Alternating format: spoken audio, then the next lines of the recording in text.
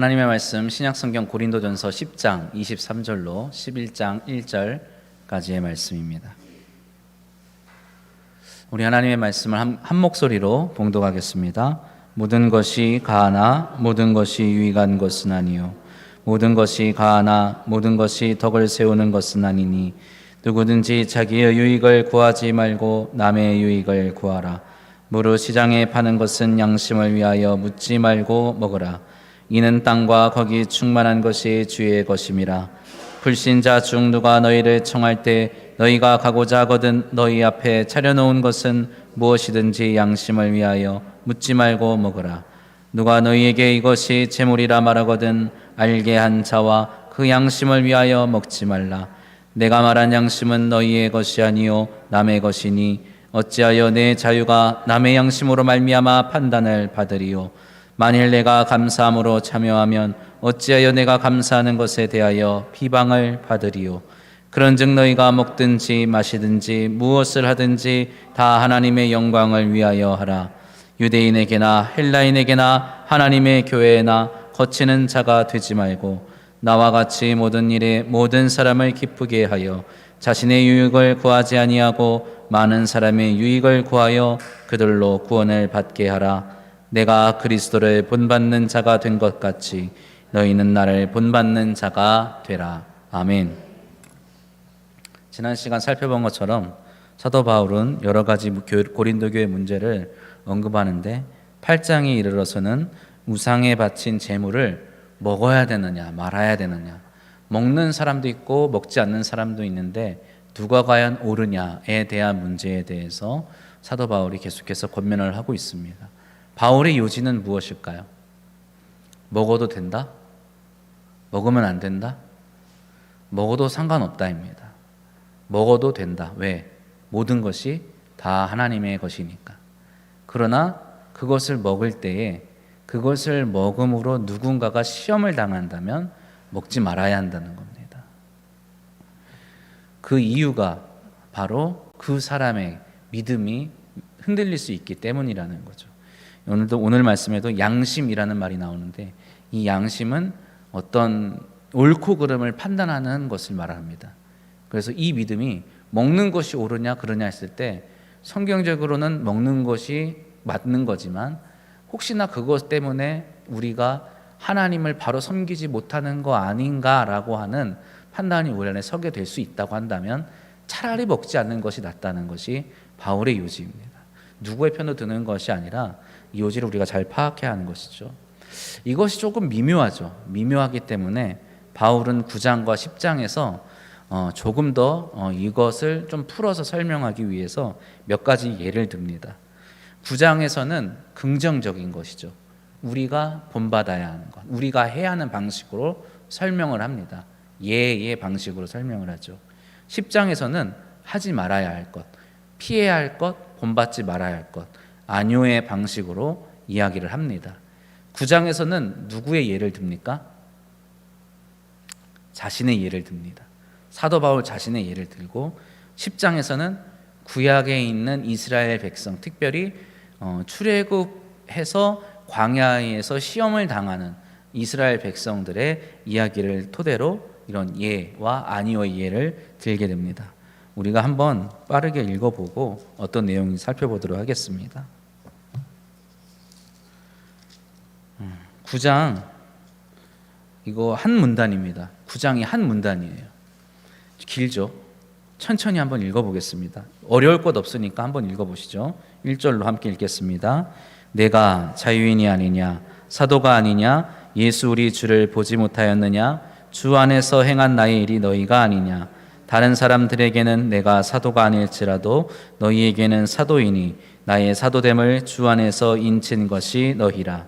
나를 비판하는 자들에게 변명할 것이 이것이니 우리가 먹고 마실 권리가 없겠느냐 우리가 다른 사도들과 주의 형제들과 게바와 같이 믿음에 자매된 아내를 데리고 다닐 권리가 없겠느냐 어찌 나와 바나바만 일하지 아니할 권리가 없겠느냐 누가 자기 비용으로 군 복무를 하겠느냐 누가 포도를 심고 그 열매를 먹지 않겠느냐 누가 양떼를 기르고 그 양떼의 젖을 먹지 않겠느냐 내가 사람의 예대로 이것을 말하느냐? 율법도 이것을 말하지 아니하느냐? 모세의 율법에 곡식을 밟아 떠는 소에게 망을 씌우지 말라 기록하였으니 하나님께서 어찌 소들을 위하여 염려하심이냐? 오로지 우리를 위하여 말씀하심이 아니냐? 과연 우리를 위하여 기록된 것이니 밭 가는 자는 소망을 가지고 갈며 곡식 떠는 자는 함께 얻을 소망을 가지고 떠는 것이라. 우리가 너희에게 신령한 것을 뿌렸은즉 너희의 육적인 것을 거두기로 과하다 하겠느냐? 다른 이들도 너희에게 이런 권리를 가졌거든. 하물며 우리일까 보냐? 그러나 우리가 이 권리를 쓰지 아니하고 범사에 참는 것은 그리스도의 복음에 아무 장애가 없게 하려 함이로다. 성전의 일을 하는 이들은 성전에서 나는 것을 먹으며 제단에서 섬기는 이들은 제단과 함께 나누는 것을 너희가 알지 못하느냐? 이와 같이 주께서도 복음 전하는 자들이 복음으로 말미암아 살리라 명하셨느니라. 그러나 내가 이것을 하나도 쓰지 아니하였고 또 이 말을 쓰는 것은 내게 이같이 하여 달라는 것이 아니라 내가 차라리 죽을지언정 누구든지 내 자랑하는 것을 헛된 대로 돌리지 못하게 하리라. 내가 복음을 전할지라도 자랑할 것이 없음은 내가 부득불할 일임이라.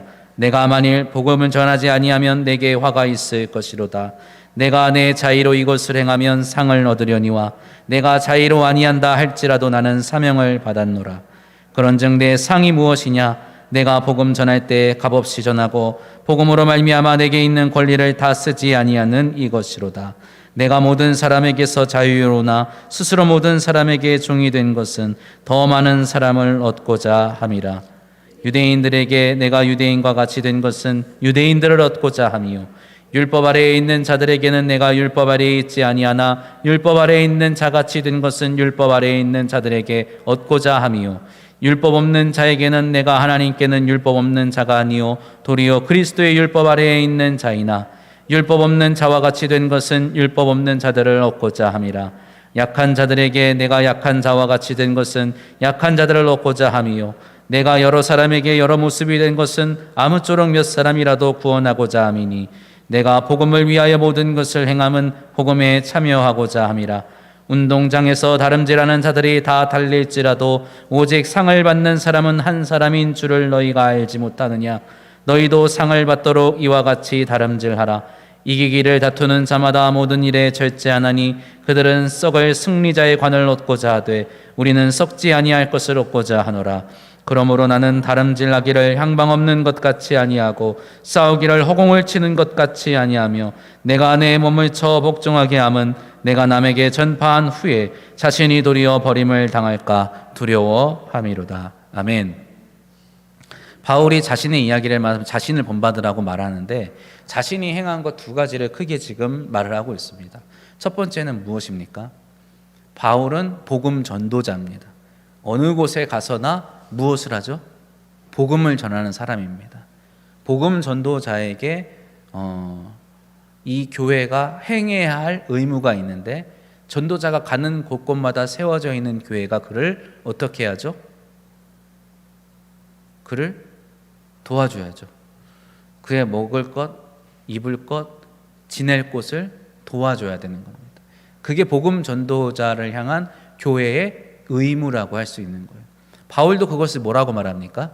자신의 권리라고 말합니다. 이것은 사람의 생각이 아니라 하나님께서 말씀하셨다고 그가 말하죠. 그리고 구약 성경을 인용하는데 신명기 25장에 있는 말씀을 인용합니다. 곡식을 밟아 떠는 소에게 무엇 하지 말라? 망을 씌우지 말라. 신명기 25장을 읽어보면 사실 이 말씀은 말 그대로 그냥 소에게 먹을 것을 주라는 말입니다. 거기에 어떤 이면의 이야기가 나오지 않아요. 그런데 바울은 이 말씀을 읽고 하나님께서 나에게 주신 말씀이다 라고 생각하는 것 같아요. 근데 이 말씀에 일리는 있죠. 바울이 평생을 돌아다니면서 자신을 위해 그 어떤 것도 하지 않습니다. 그리고 바울뿐만 아니라 다른 전도자나 혹은 다른 사도들도 마찬가지죠. 자신을 위해서 어떤 것을 하지도 않고 오직 무엇만 해요? 복음 전도 혹은 목양만 하는 겁니다. 그렇기 때문에 그들을 위해서 먹을 것을 또 지낼 것을 해주는 것이 성도의 의무고 교회의 의무라는 것이죠. 근데 중요한 것은 거기에 있는 게 아닙니다. 바울이 그 권리를 행사했어요, 안 했어요? 했습니까? 안 했습니까? 안 했어요. 요구를 했어요? 안 했어요? 안 합니다. 나에게 먹을 것 좀 다오, 내가 지낼 곳을 좀 마련해 다오 라고 바울이 요구하지 않았다는 겁니다. 다시 한번 말씀드리죠. 이건 바울의 뭐라고요? 권리입니다. 당연히 요구할 수 있는 거예요. 그런데 요구하지 않은 이유는 무엇입니까? 어떻게 해서든 조금이라도 더 교회에 유익을 주고자 함이라는 거예요. 교회에 유익을 주고자 함. 당시에 바울이 두루 다니면서 세운 교회들은 대부분 좀 형편이 어려운 교회들이었어요. 성도들이 굉장히 가난하고 어려운 어떤 상황이 있었기 때문에 교회가 서로의 재산을 나누어서 서로가 서로를 통용하는 데 있어서 어려움이 있어요, 없어요? 있었다는 거예요. 성경에 기록된 몇몇의 사람들이 있죠. 베베라든지, 그리고 드로아에서 만난 사람이라든지, 갑자기 이름이 생각이 안 나는데, 직물 장사를 하는 여인이 있습니다. 그 여인이라든지, 그리고 로마로부터 왔던 천막을 짓는 일을 하던 브리스가와 아굴라와 같은 그런 사람들은 사업을 하는 사람이었기 때문에 좀 부유한 형편이었지만 다 그런 것은 아니었어요. 그래서 그들이 자신들의 재산을 나누어서 성도들을 함께 살아갈 수 있게끔 하는데 부족했겠죠. 어려웠겠죠. 그래서 바울은 그것에 내가 보탬이 되고자 스스로가 어떻게 했다? 그런 권리를 요구하지 않고 일을 했다는 거예요. 두 번째가 있습니다. 두 번째는 무엇입니까? 두 번째는 20절 이하에 나와 있는 이야기입니다. 우리는 바울을 이야기할 때 이렇게 생각하죠. 바울이 전하는 복음을 우리가 읽어보면 바울이 예수 그리스도를 믿는데 율법에 있는 조문을 지키는 것이 중요하다, 중요하지 않다. 어떻게 말합니까, 바울은? 율법을 지키는 게 중요하다? 다들 처음 들으시는 이야기인가요? 대답을 해보세요. 그러면 우리 지은 청년에게 제가 질문해 볼게요. 예수 믿을 때 율법을 지키는 게 중요하냐, 중요하지 않느냐? 바울은 뭐라고 말합니까? 입술 모양이 중요하지 않다고 말을 하려고 하는 것 같은데 중요하지 않다고 하죠. 할례를 꼭 받아야 된다? 아니라는 거예요. 안 받아도 된다는 거예요. 예수 그리스도를 믿는 게 중요하다는 거예요. 그러다 보니까 바울이 율법을 전혀 안 지키는 사람으로 오해를 하죠. 바울은 뭐라고 말합니까? 내가 유대인들과 함께 있을 때는 어떻게 한다? 누구보다도 율법을 잘 지킨다. 이방인들하고 있을 때는 율법을 안 지킨다. 왜 이랬다 저랬다 합니까? 왜 말이 서로 말하고 달라요, 행동이? 우리가 이런 걸 뭐라고 말합니까? 언행일치가 안 된다고 말하잖아요. 할례가 필요 없다 그래 놓고 율법이 필요 없다 그래 놓고 유대인들 앞에서는 열심히 율법을 지킨다는 거예요. 바울이 이 문제와 비슷한 문제 때문에 베드로를 아주 무섭게 질책하지 않습니까? 근데 왜 자기는 그래요? 자기는 그것을 복음을 전하기 위함이라는 거예요. 유대인들에게 복음을 전하기 위해서 먼저 유대인과 같이 되어야 하기 때문에 율법을 준수하는 거죠. 율법이 중요하기 때문에 준수하는 것이 아니라 그들과 함께 있기 위해서 율법을 지키는 자로 살아가는 겁니다. 이방인들에게 복음을 전하기 위해서 내가 율법을 지키는 것이 그들과 걸림돌이 되어서 함께 할 수 없는 것이 되었기 때문에 내가 과감하게 그 율법을 내려놓고 이방인과 같이 살아갈 수밖에 없다고 바울은 말을 하는 거죠. 그러니까 이 바울은 율법을 열심히 지키기도 하고 지키지 않기도 하는 삶을 살았다는 거예요. 그의 평생 동안. 그렇게 하는 이유가 어디 있습니까? 말씀드렸잖아요. 그렇게 하는 이유가 있어요? 복음을 전하기 위함이라는. 바울에게 있어서 복음이라는 것은 무엇입니까? 바울에게 있어서 복음이라는 것은 두 가지 측면인데 우리에게는 복된 소식입니다. 말 그대로 우리에게 복음이에요. 우리를 죄와 사망의 권세에서 구원하여 주신 놀라운 은혜의 사건, 이것이 예수 그리스도의 십자가의 복음입니다. 또 한편으로는 그 모든 것을 계획하시고 이루시고 마침내 성취하신 하나님의 영광이에요. 하나님의 영광. 하나님께서 구원해 주겠다. 내가 너를 건져 주겠다. 자녀 삼아 주겠다. 라고 약속하신 그것을 말씀을 지키신, 성취하신, 그래서 하나님께 찬양 들리고 하나님께 영광 돌릴 수 있는 놀라운 일이라는 거예요. 그것이 바로 복음인데 바울의 입장에서 그것을 전하는 목적이 바로 거기에 있다는 거예요. 하나님께 영광을 돌리기 위해서. 그렇게 자신은 그것을 위해서 마땅히 해야 할 것을 하지 않고 요구할 것을 하지 않았다는 거죠. 10장에서는 집에 가서 한번 읽어보십시오. 10장에서는 이 광야에 있는 이스라엘 백성의 이야기를 합니다. 바울의 요지는 이거예요. 이스라엘 백성은 하나님의 자녀, 하나님의 백성입니까? 아닙니까? 하나님의 백성입니다. 다른 말로 표현하면 성도예요. 성도죠. 그래서 바울은 의도적으로 2절에서 10장 2절에서 모세에게 속하여 다 구름과 바다에서 무엇을 받았답니까? 무엇을 받았다 그래요? 세례를 받았다 그러면. 세례는 누가 받는 거예요? 원래 성도가 받는 거예요. 교회, 초대교회에서 예수를 구주로 고백한 사람들이 받는 것이 세례였어요. 근데 그 초대교회 세례는 지금 우리가 하는 약식 세례가 아니라 물에 들어가서 나오는 침례의 개념이에요. 그래서 바울은 그것을 가지고 이 이스라엘 백성이 홍해 바다 밑을 지나가지고 나온 것을 물에 들어갔다 나온 것으로 이렇게 연상하면서 세례 받았다라고 말을 합니다. 모세에게 속하여라는 말은 뭐예요? 하나님께서 모세를 통하여 주신 언약의 말씀, 그 언약의 말씀이 뭐예요? 내가 너희를 기억하고 내가 너희를 이끌어내어 내가 너희로 가나안 땅에 들어가게 하겠다라고 하신 그 말씀을 누굴 통하여 주셨어요? 모세를 통하여 주셨는데 그 모세를 통하여 주신 이 말씀에 속한 자들, 이스라엘 백성들을 이 홍해 바다를 들어갔다 나오게 하심으로 이렇게 이끌어내셨는데 그 과정 속에서 이 사람들이 뭐가 되었다는 거예요? 참 이스라엘 백성, 참 하나님의 백성이 되었다는 거예요.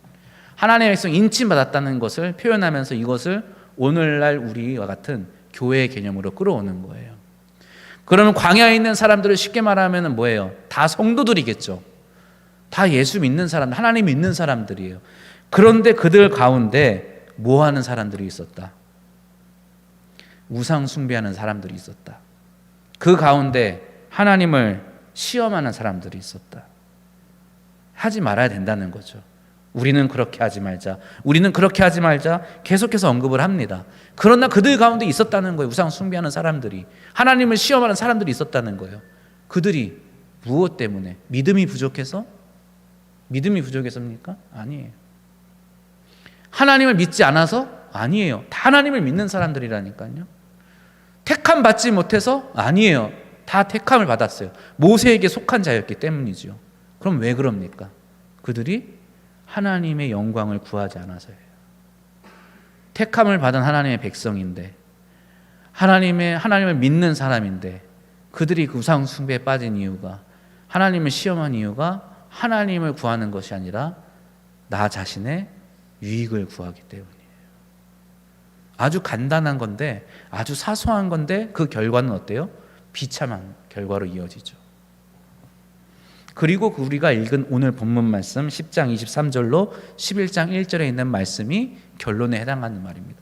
그렇기 때문에 사랑하는 성도들이요, 뭡니까? 모든 것이 가하나 모든 것이 유익하지는 않다는 거예요. 우리는 모든 것을 할 수 있는 사람들입니다. 예수 그리스도 안에서 우리가 얻게 된 가장 큰 은혜를 꼽으라고 한다면 우리는 자유함을 얻은 사람이에요. 죄와 사망의 권세에서 노임을 받고 우리가 흔히 말하는 자유의지를 가진 사람들이 되었죠. 그러나 이 자유의지의 맹점이 무엇입니까? 세상에서 말하는 흔히 계몽주의나 어떤 그런 쪽에서 말하는 자유의지에 가진 맹점은 뭐냐? 자유의지를 우리가 좋은 쪽으로 발휘할 때 우리가 행복한 삶을 살 수 있다는 거예요. 그러나 맞습니까? 반은 맞고 반은 틀려요. 우리가 자유로운 삶을 살아가지만 그렇다고 모든 사람이 행복합니까? 아니죠. 아니에요. 심지어 성도들은 자유함을 입은 성도들인데 성도들이 다 아주 행복한 삶을 항상 누리며 살아갑니까? 아니죠. 왜 그렇습니까? 우리가 때때로 잘못된 선택을 할 때가 있다는 거예요. 오늘 또 명절을 맞이해서 우리 청년들도 있고 또 우리 학생들도 있지만 제가 항상 기도하는 것 또 염려하는 것이 그겁니다. 강요하지 않아요. 그리고 요즘 부모님들도 강요를 안 합니다. 신앙에 대해서, 믿음에 대해서 강요를 안 하죠. 저도 동감해요. 믿음은 자기 스스로의 믿음대로 살아가기 때문입니다. 아버지가, 어머니가 아무리 훌륭한 신앙을 가졌다 해도 그거는 별개의 문제예요. 내가 예수 잘 믿어야 되는 겁니다. 그렇게 말했을 때 그럼 나는 예수를 어떻게 잘 믿어야 될까요? 예수 잘 믿는 게 그럼 뭘까요? 꼭 광남 장로교에 나와서 예수 믿어야 예수 잘 믿는 겁니까? 그것도 아닌 것 같죠? 예수 잘 믿는 거는 바로 사도 바울이 말하는 이겁니다. 무엇이든 내가 할 수 있어요. 무엇이든 내가 할 수 있어요. 또 하고 싶어 하는 것도 할 수 있는 자격, 권리가 있는 거예요. 그러나 그 모든 것이 내가 권리를 가지고 있고 내가 자유가 있다 한들 내가 모든 것을 해야 되느냐? 그랬을 때 그건 아니라는 거죠. 우리에게 유익이 되는 것이 있고 해가 되는 것이 있고 또 하나님께 영광이 되는 것이 있고 덕이 되는 것이 있고 그렇지 않는 것이 있다는 것을 우리는 알아야 된다는 거예요. 그래서 내가 할 수 있는 것 중에 내가 하고 싶은 것 중에 이만큼이 있다고 한다면 그 중에 내가 덕이 되는 것, 유익이 되는 것, 하나님께 영광이 되는 것을 구별하면 남는 것이 있겠죠. 그것을 내가 어떻게 해요? 자유롭게 선택하는 겁니다. 내 자유는 그 안에서 이루어져야 한다는 거죠. 그 바깥에 있는 것들은 내가 비록 자유롭게 하는 건 똑같을지 모르지만 그 결과는 어때요? 하나님께 영광이 되지 않고 또 나에게는 유익이 되지 않겠죠. 그것을 우리가 잘 구별하며 살아가는 것이 지혜에 있는 것이라고 성경은 말하죠. 그리고 이것에 대해서 가장 큰 어떤 비결이라고 할까요? 바울의 비결 중에 하나인데 이것은 그러면 어떻게 잘 구별해야 될까 했을 때 무엇이 유익인지 아닌지 어떻게 구별합니까? 무엇이 덕인지 아닌지 어떻게 구별합니까? 무엇이 하나님의 뜻인지 아닌지 어떻게 구별할까요? 라고 했을 때 바울의 비결입니다. 뭐 다른 비결도 있을 수 있겠지만 성경에서 바울이 말하는 비결은 무엇입니까? 자기의 유익, 나의 유익을 구하는 게 아니라 다른 사람의 유익을 구하는 겁니다. 바울이 고민이 될 때 선택하는 기준은 이거예요. 나의 유익이냐 다른 사람의 유익이냐 했을 때 바울은 다른 사람의 유익을 위해 움직인다는 거죠. 그랬을 때 결과적으로 바울이 이렇게 우리에게 권면하는 이유는 무엇입니까? 11장 1절 말씀 한번 보세요. 내가 그리스도를 본받는 자가 된 것 같이 너희는 나를 본받는 자가 되라. 아주 강경한 어조로 확신에 찬 어조로 말하지 않습니까? 바울의 비결이에요. 바울의 개인적인 어떤 경험입니다. 근데 이것을 자신 있게 이렇게 고린도 교회 성도들에게 나처럼 되라라고 말할 수 있는 근거가 어디에 있어요? 어디에 있어요? 그리스도에게서도 이것을 발견했기 때문입니다. 그리스도께서 하나님께 영광을 돌리는 방식이 무엇이었어요? 예수님께서 십자가에 달려 계실 때에 그 모습을 지켜보던 사람들이 예수님을 향하여 이렇게 말했죠. 너 지금 내려와서 너 스스로의 힘으로 내려오서 살아나면 내가 너를 믿겠다.